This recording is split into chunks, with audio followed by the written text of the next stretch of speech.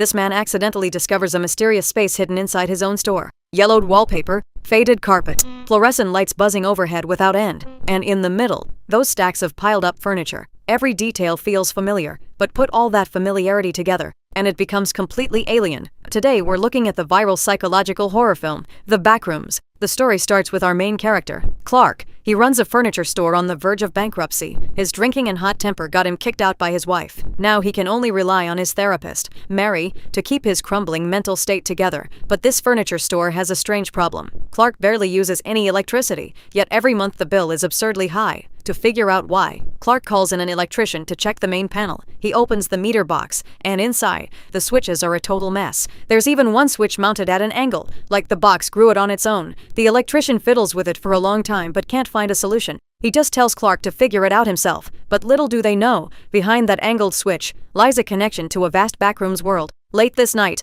Clark shuts off the main breaker before bed, like he always does. But then something eerie happens. Even though all the power in the room is off, a faintly glowing crack splits open across the wall. Yet when Clark gets close, it suddenly vanishes. As if compelled by something, he reaches out to touch the wall, and his whole body passes through it like jelly, straight to the other side. When he stumbles, falls, and gets back up, he's completely stunned. Before him is an endless yellow space, the middle piled high with random furniture, an alternate dimension that defies the laws of physics. The backrooms appear before Clark for the first time. Driven by curiosity, Clark explores this strange space. Here, the billboards are upside down. There's a caveman cutout that plays audio in multiple languages. In one compartment, he finds a backpack with a stranger's ID badge inside. Following the pipes through the compartment, he reaches another room. Here, shoes and chairs are eerily embedded into the floor. But just as Clark decides to head back the way he came, a loud crash suddenly erupts from the other side of the pipe.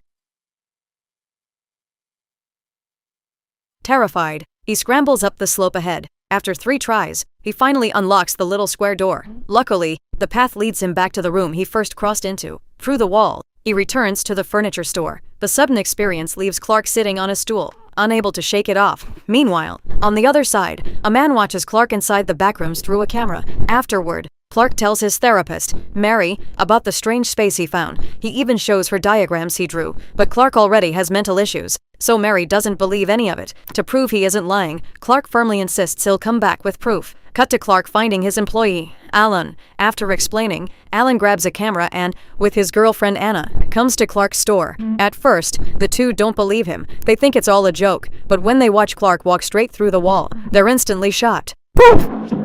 Lord, Clark, honey, did you just fucking see it? How did you? Just like Clark's first reaction, Alan cautiously reaches out to touch it. The absurdity of it leaves him amazed. Then the two of them follow Clark through the wall. Looking at this unknown world, Anna is on edge the whole time, hoping to leave as soon as possible. But Alan feels no fear at all. Then Clark leads them into a narrow passage. With the camera strapped on and a rope tied to him, Alan slides down a cramped vertical shaft, like a ventilation duct, into the room below. This place is packed with reeking old clothes and trash, and a creepy severed head doll. Just as Alan goes deeper, a figure suddenly appears ahead. Terrified, Alan yanks the rope and screams for help, but after Clark finally hauls him back up, before he can even catch his breath, an unknown force below drags the rope and pulls him back down. The rope was tied too tight. Before the two can untie it, Alan is dragged straight down.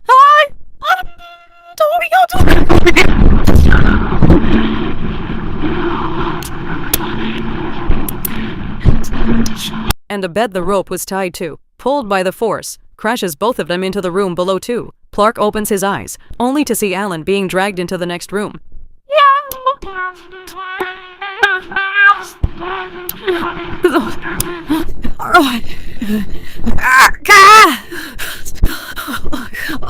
And on the floor is a pool of blood. The two follow the blood trail forward, but hunted by a mysterious shadow, they panic and get separated in the backrooms. While searching for his teammates, Clark passes several more eerie rooms. One of them is a red room, lit by a Christmas tree in the center. Even stranger, a human body on the ground is embedded right into the floor. When Clark moves ahead, a horrifying scene unfolds.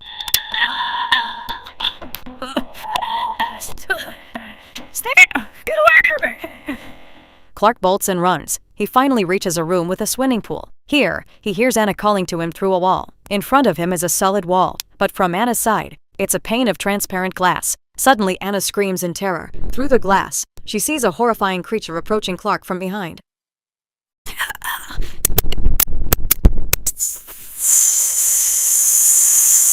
Cut to Mary, unable to reach Clark for a long time and worried something happened. She shows up at his door. She pushes it open, and aside from a wooden pirate carving, there's not a soul around, until she reaches the basement room and sees the map on the writing board. Mary instantly connects it to the diagrams Clark showed her before, following the info on the diagram. She spots a wall marked with blue lines that looks like the entrance. After seeing a fly pass straight through the wall, Mary is just as stunned. Driven by curiosity, she passes through the wall into the back rooms. After some feeling around, her path is blocked by a wall covered in graffiti. And just then, Clark, who vanished so long ago, walks out from the side. But he's different now. His expression is tense. He keeps signaling Mary to stay quiet. Clark slowly comes to her side. The lights ahead flicker eerily once again. Suddenly Clark grabs Mary from behind, choking her neck until she passes out, all the while muttering that it's all for her own good. When Mary wakes again, she finds herself tied to a chair. It turns out that after witnessing the backroom's strangeness, Clark wasn't scared at all. Instead, he became completely obsessed with the place. He feels the real world is too painful, and this yellow maze, with no morals and no rules, is his true home. As he talks, Clark introduces the beings the backrooms created. There's a man with a warped face and glasses, an old man with 6 eyes, and a red-haired woman with 2 faces. But it gets stranger than that. Clark picks up a knife and stabs it right into the old man's neck. Yet the old man has no reaction at all, not even a drop of blood. Even more disturbing, the flesh on his body can be torn off like cotton candy. Not only that, it can be eaten as food. The next second, Clark opens the fridge, and a severed head is frozen right inside. The sudden sight throws Mary into a panic, but facing this completely deranged madman, she can only fake her composure. She tries to use psychology to keep him calm, but the Clark before her is no longer the Clark from before. He picks up the knife, peels the wig off the red-haired woman, and forces it onto Mary's head. He demands she play the ex-wife who abandoned him, so he can vent his rage. I'm just stuck selling ship furniture, cause someone won't get off her fat fucking ass, and how big or not your weight, stake her! Stake her!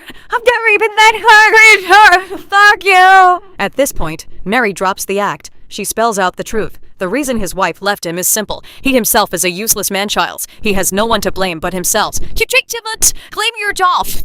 Hate your dolls, blame the morals. You get kicked out of the house, blame your wife. You got me at time for us. Blame your break. You are your fucking break, you dipshit. For a moment, the air goes silent. Having calmed down, Clark seems to realize his own selfishness, so he comes to Mary's side, unties the ropes, and prepares to let her go. At that critical moment, a giant monster wearing a pirate hat appears at the door. To protect Mary, Clark rushes forward, explaining that he isn't a bad guy, but the monster just scoops him up and viciously tears into him. Realizing something's wrong, Mary quickly frees herself and carefully escapes along the wall. When she reaches the doorway, she finds every exit here has been eerily sealed inside the walls. To survive, Mary starts sprinting through the chaotic space. She passes an eerie room hung with wind chimes. She crawls through a pet door beneath a doorway, but the monster quickly catches up from behind. Looking down at the endless abyss below, Mary carefully hugs the wall and reaches a ladder with no railing. Heart pounding, she passes through the ladder's opening, only to find a room that looks almost identical to the furniture store. The only difference is that the glass door here won't open at all. Outside is a dead end. Before she can recover, the monster catches up again. Now we finally see its true form. It looks exactly like the wooden pirate carving from the store. With nowhere left to retreat, Mary swings a bar and snaps the monster's leg, but the moment she turns to run, she crashes into a sign. Instantly, sirens blare. Blue bottles start spraying out gas. Seeing a sudden glow up ahead, Mary realizes it might be the exit and rushes over, but this mysterious gas seems to have a sedative effect, and it knocks her out cold. When she wakes again, the monster's massive face is all up against hers.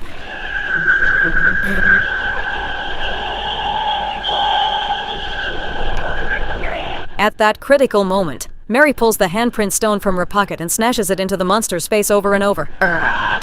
Once free, she quickly slips into a crack in the wall beside her. The monster is too big to fit inside and gets stuck outside. Mary follows the narrow passage forward, and just as she thinks she's escaped, a group of people in hazmat suits suddenly appear and knock her out with gas.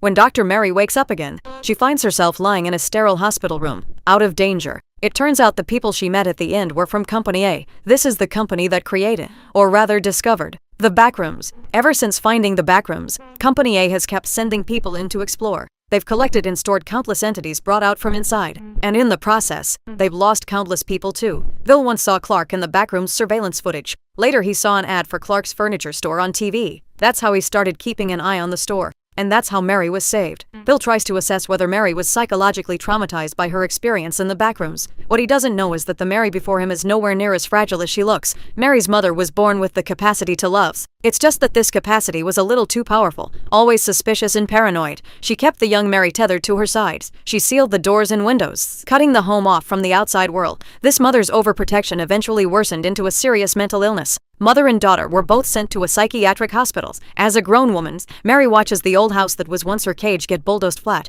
but she still rescues one thing from the demolition site: a concrete handprint. This handprint holds the only good memory she has of her childhood and her mother. And this handprint is the very stone Mary smashed into the monster in the backrooms. The final shot freezes on a room. A strange-looking Mary sits on a stool. The Backrooms is adapted from the globally viral online urban legend of the same name. Its oppressive atmosphere throughout and its striking visuals will surely leave a bold mark in the history of horror cinema. The film plants many hints along the way, like how the Backrooms came to exist, and what the true secret of the Backrooms really is. This is exactly why a lot of people online complain they can't understand it, but I think that's precisely the best part. The more mysterious it is, the more it highlights how uncanny the Backrooms truly are. That's it for today's film. Thanks for watching.